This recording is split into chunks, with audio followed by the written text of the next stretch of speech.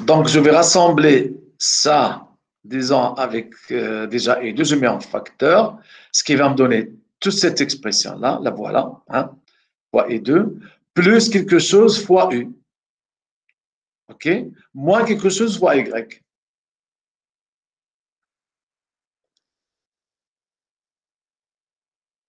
Hein? Voilà, je vais continuer ici, OK? Donc, on va trouver s'il y a une erreur, parce que c'est facile de se tromper dans le calcul, facile. Donc là, j'ai cette expression-là, je vais partir à partir de celle-là, donc ça me fait, ici je trouve moins 1 sur R de C2 et 2, la voilà. Ensuite, j'ai 1 sur R de C1.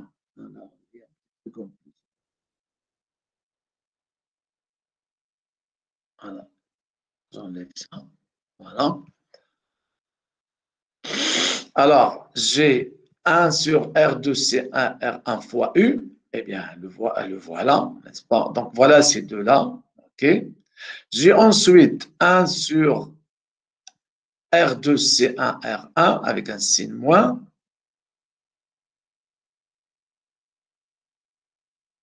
Voilà, je suis trompé là, c'est pas vrai. Alors, je vais rectifier au fur et à mesure. Donc, j'ai cette expression-là, c'est bien, je l'ai ici, n'est-ce pas? Hein? Donc, j'ai plus 1 sur R de C1, R1, U. Donc, je l'ai, c'est bien.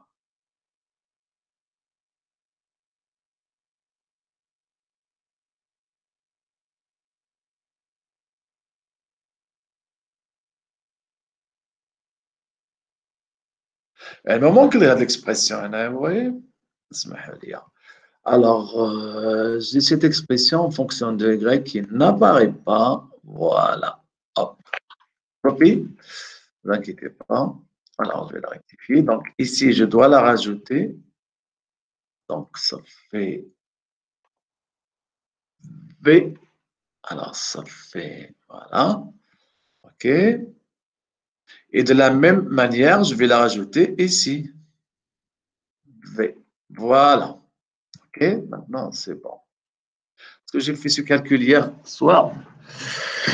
Alors là, c'est bon maintenant, je pense. Donc voilà ce qui me reste. Donc vous voyez, dans l'expression de I2, point, j'ai I2, U et Y.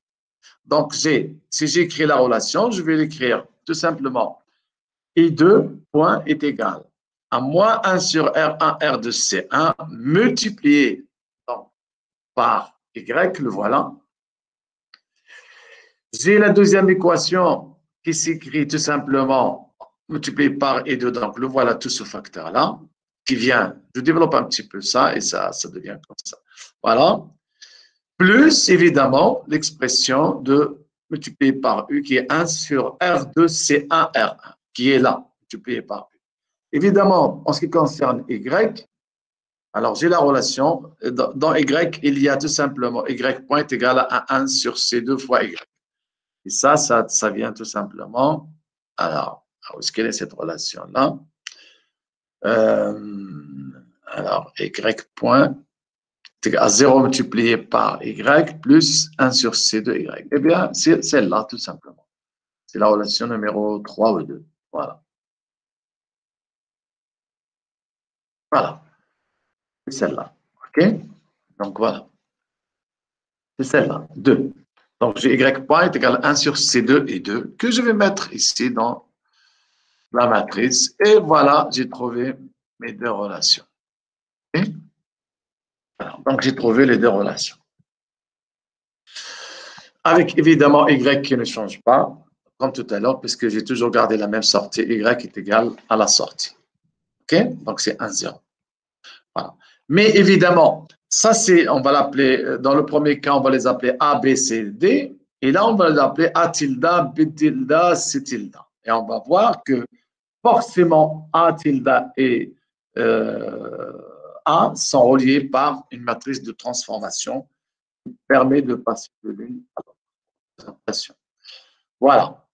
Alors, pour trouver cette relation, eh bien, c'est facile, puisque En ce qui concerne Y, dans la première représentation et la deuxième, n'a pas changé, donc c'est tout simplement Y est égal à... Ça, c'est la première, disons, ça, c'est la deuxième, c'est X tilde, ça. Hein. C'est le deuxième vecteur que j'ai choisi, c'est X tilde, et ça, c'est X. Donc, pour passer de X tilde à X, ça, c'est X tilde. Hein. Donc, pour passer de là à là, Y n'a pas changé, donc j'ai 1, 0 est égal à 1 fois Y, de 0 fois Y1. Voilà, c'est correct. En ce qui concerne I2, j'ai une relation qui me permet d'écrire Y et Y1, donc qui est celle-là. Je pense que c'est la septième, la relation 7. Alors, voilà, c'est celle-là, hein. 6, c'est la 6. Ah non, c'est celle-là, je pense. On a et 2 en fonction de Y1 et non, en fonction de Y. Non, c'est pas celle-là. Alors, je vais revoir. Attends. Okay. Alors, voilà, c'est ça. Donc, c'est celle-là. OK? Donc, j'ai I2 qui s'écrit en fonction de Y et Y1. Il y a le facteur 1 sur R2, tout simplement, dans les deux cas. Alors, pour être sûr, je vais revenir. Voilà l'expression 6. Yeah.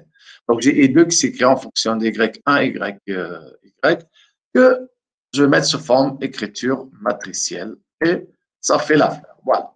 Donc, finalement, voilà la matrice, tout simplement, de passage d'une représentation à l'autre. Donc, je peux écrire XP, taper les relations qu'on a dans le cours, sont toujours valables quand on change de base. Donc, j'ai X tilde est égal à PX. Donc, voilà P. Si je veux passer de X à X tilde, je dois multiplier par, bien sûr, l'inverse P moins 1. Voilà. Et les transformations, vous les avez dans le cas général, elles sont là. D'accord?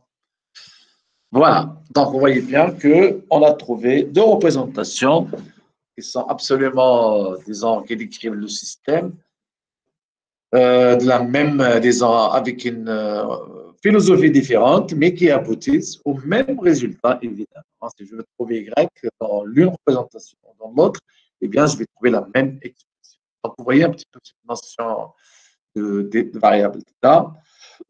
C'est vraiment, si vous voulez, on profite un petit peu des grandeurs qui sont internes au système, comme vous voyez, ces grandeurs Y1 et 2, non, Y1, Y et 2. Attention, au banc de condensateur 1 et au banc de condensateur 2, j'ai pu quand même faire une étude de... D'accord? Bien sûr, la même étude, je vais la réaliser